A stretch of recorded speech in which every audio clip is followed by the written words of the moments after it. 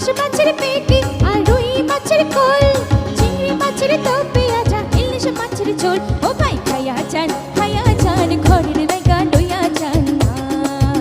ও ভাই খাইয়া যান ঘরের রাইগা লইয়া যান না। পাঙাশ মাছের পেটি